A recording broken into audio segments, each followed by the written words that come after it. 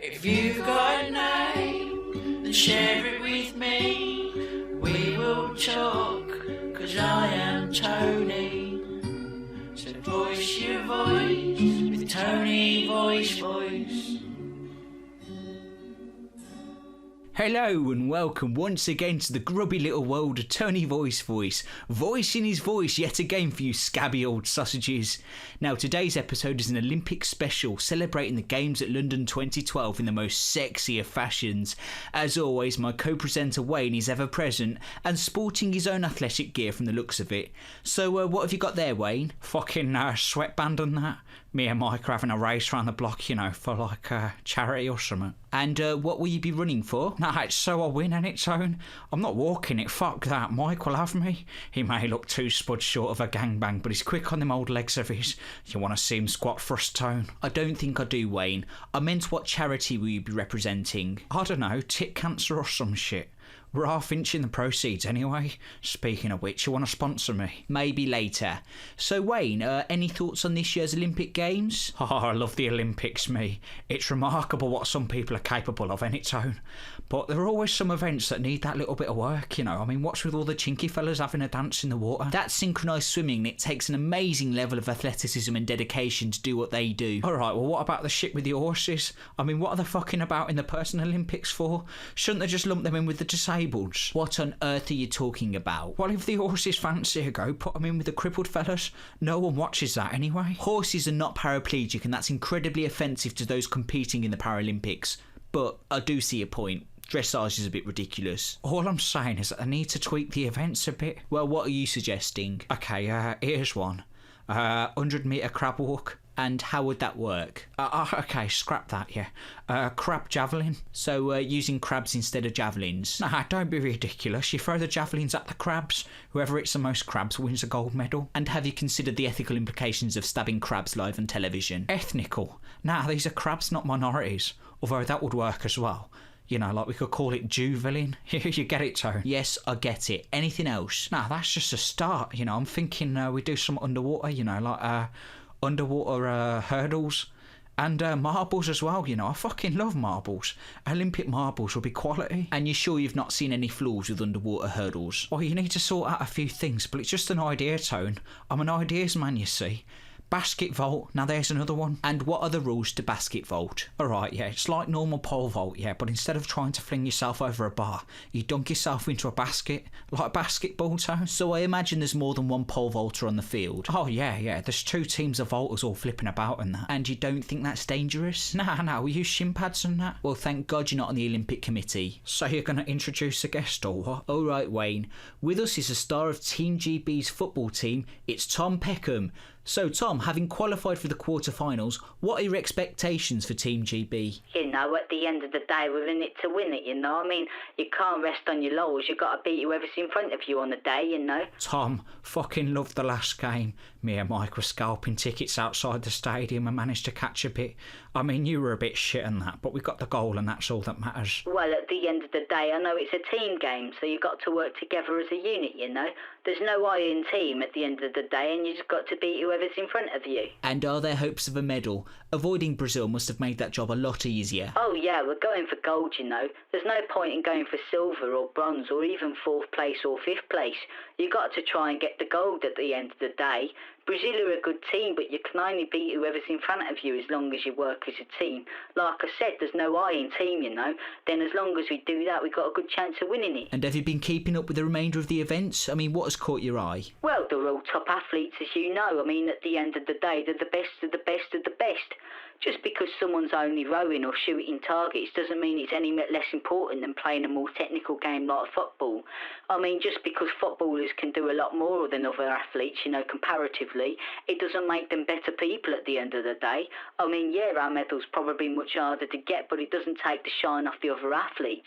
They've got their own little events to do, so I'll leave it to them, you know. That sounds a little demeaning, if I'm honest. Well, I can only tell the truth, you know, at the end of the day. That's just the way I am. Accept me, accept my ways, you know. I'm outspoken. Speaking of which, I hear you've been reprimanded by the Olympic governing body for alleged racist tweets. Can you explain what happened? Well, you know, these things get taken out of context. At the end of the day, I was just having a laugh, you know. People can't take a joke if you ask me. You texted, "I ain't seen a blathlete run that fast since the London riots," followed by the hashtag "such a fast," and then the N-word. Well, it's a joke, ain't it, you know? At the end of the day, most of them run from crime scenes and that pretty fast, you know, the black and that. And the term blathlete. Well, you know, it's a combination of the word black and athlete, ain't it, you know? You only get so many words on Twitter. And how has this affected your standing in the Team GB squad? Well, I don't mingle with them lots, so it's not a problem. He's got a point though, Tone. They are fast. When was the last white 100-metre gold medalist? It was, see, you can't think of one. They just get more practice running from the coppers and that. That is a ridiculous argument. And if they're all from Africa and that, they've got lions to worry about. It makes sense, Tone. Moving on. Now, Tom, any final words before tomorrow's game? I just want to say good luck to the rest of the Team GB athletes, you know. At the end of the day, you're not going to make a living off it, so make the most of it, like. I mean, football is a different game, you know, but most of you can't hack the footy, so try your hardest at the swimming or the bikes. At the end of the day, you're all winners. And thank you to Tom. It's now time for an advertisement break. Do you want to make a splash at this year's Olympic Games?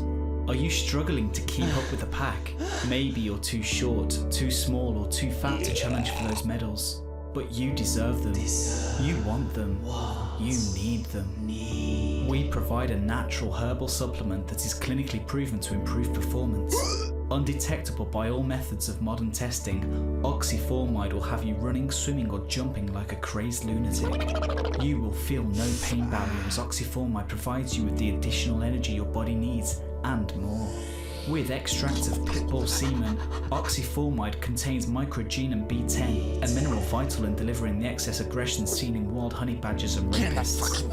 This herbal supplement also interacts with the human nervous system, literally jolting your limbs to move at high speed through electrical impulses sent from the brain. Put the fear of God into your athletic rivals as your veins and eyeballs bulge to near expulsion from your body, or simply bite and scratch your way to victory.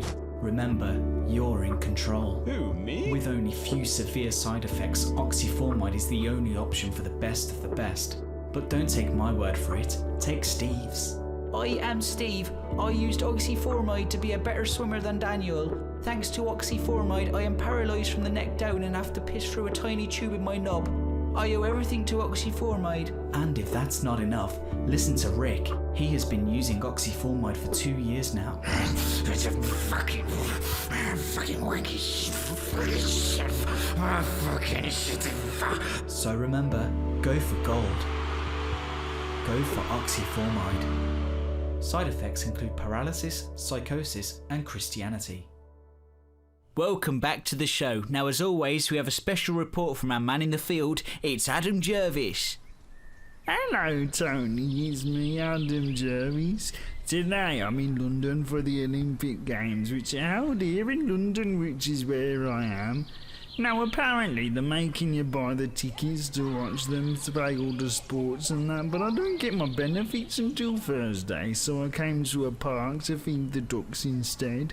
But on my way to the pond, I found this old man who is also named Adam. It's the same name as me, for Christ's sake. Hello, Adam. It's me, Adam Jervis. So what do you make of all these Olympics held in the city of London 2012? Well, yeah, they're alright, I suppose. Not really my thing. Well, haven't you been watching it on the television? No, I'm homeless. Homeless? What does that mean? I sleep in the park and I try and get some money, for food and that. So you didn't even see the opening ceremony?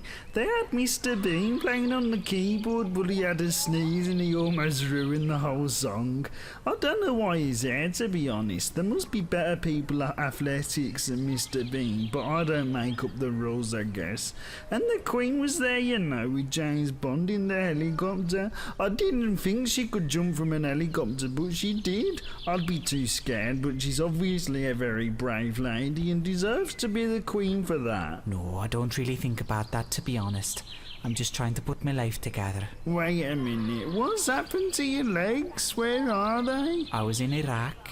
I stepped on an IED. Okay, so what happened to you then? Why are you sleeping on a bench? Oh, it's too cold to sleep at night. I sleep in the day when it's warm. Then buy a blanket, you doofus. Oh, I wish I could. I can't afford a blanket. You need to get a job, that's how you get the money.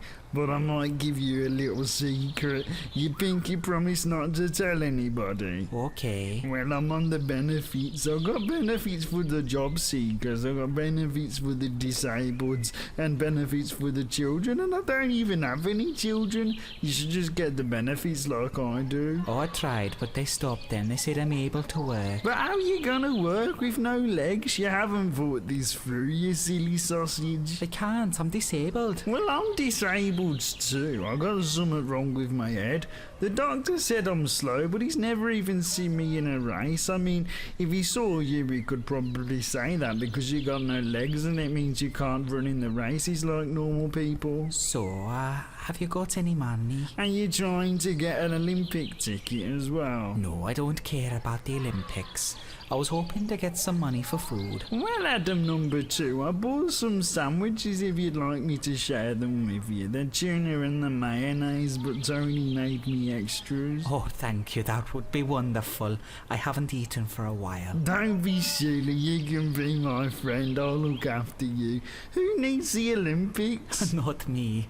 Thank you, Adam, thank you. Don't mention it, Adam number 2. Now tell me what it was like to be in the wars in Iraq. Well, I was stationed in Basra with the Welsh Guard. Me and a good friend were both drafted together. He was a real joker, you know, always making us laugh. Did he tickle you? That always makes me laugh. No, he didn't tickle me. I could tickle you, though. No, stop it. Who's a cutie poo? Adam's a cutie.